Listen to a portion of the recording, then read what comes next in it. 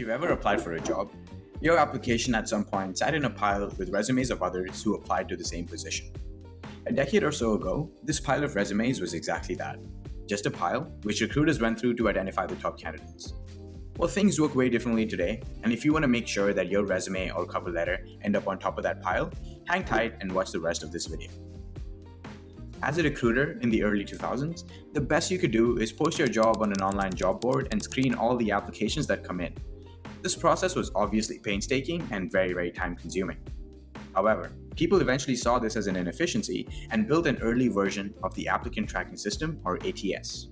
Now, the system has improved from just a digital pile of resumes into an organized database of resumes, along with an added feature to parse, or in simpler terms, analyze the content on the resumes. The software was a game changer, and here's why. Well, let's first talk about resumes. Resumes for most industries tend to have a standard format where candidates mention their education, their work experience, extracurriculars, etc. But candidates are creative and can sometimes present information in a different order or format, which forces you as a recruiter to spend more time processing an application. But an ATS can parse a candidate's resume by automatically looking for each of those sections, such as education and work experience, and break down the key information in those sections. Now you know exactly what information the candidate has put in each section without having to look for it.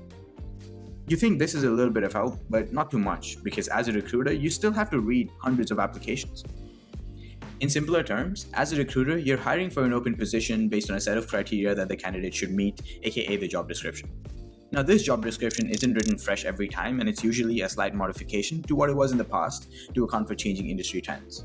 This is where the ATS comes in clutch. Using an ATS, you can upload your job description to the platform and mention some keywords for the roles you're looking to hire for. For example, if you were hiring a software engineer, you could say things like computer science or engineering or Java. You get the point. You can also ask some knockout questions to automatically reject some applications that don't meet some non-negotiable criteria, like the applicant must be a current student or they must have an MBA.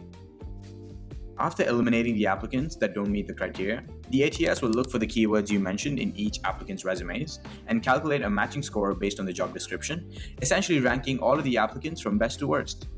Now, that sounds harsh if you're an applicant, but from a recruiter's perspective, that makes you so much faster at your job, and in some cases even better. Using an ATS transforms your job posting from a pile of applicants to a curated and ranked list of top candidates that you can choose to move to the next round. More importantly, an ATS does all of this in seconds, which would otherwise take a human hours or even days. Other benefits of using an ATS include its ability to build a centralized database for all the job applications that a company has ever received. Companies could use this to do a bunch of analysis on what the job market is like and make better choices on candidates or salaries, etc. Now, no software is perfect. Ultimately, it's a piece of code that is designed to do one thing or another. So let's talk about the downsides of using an ATS. Number one, actually, the fact that an ATS is a piece of code is fundamental to its downsides. For one, we know that since an ATS uses keywords, sometimes good candidates can fall through the cracks. Maybe the candidate didn't mention some of the keywords, although they have relevant experience, or they chose to describe their skills in a different way that the ATS didn't recognize. As a result, their application is somewhere in the middle or in the bottom of the rankings without the recruiters knowing a thing. Another disadvantage, which applies to resumes in general, is that it's hard to gauge personality and other soft skills just by looking at a piece of paper. Sometimes the best candidate is someone who might not be among the top ranked applicants, but has the personality traits of someone who's hardworking, keen, and has the potential to be your best employee. The last and a major disadvantage is false information. Think about it. If you get good at guessing the keywords the recruiter would have mentioned, you could technically game the ATS into thinking that you're a top candidate just by mentioning the keywords without enough experience or skills to back your statements.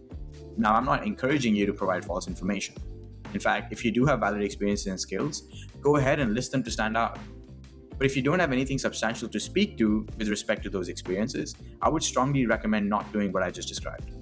Among many reasons, it's false information and unethical on your part.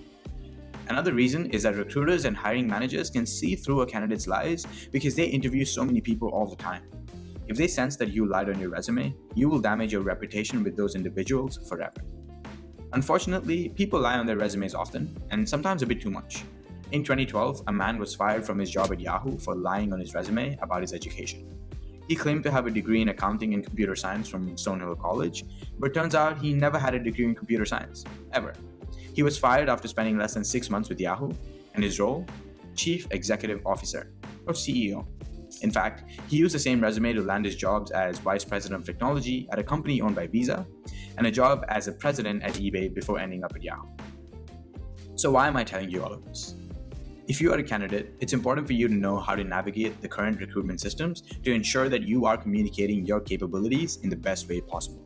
Here are some ways you can do that. Number 1, study job descriptions.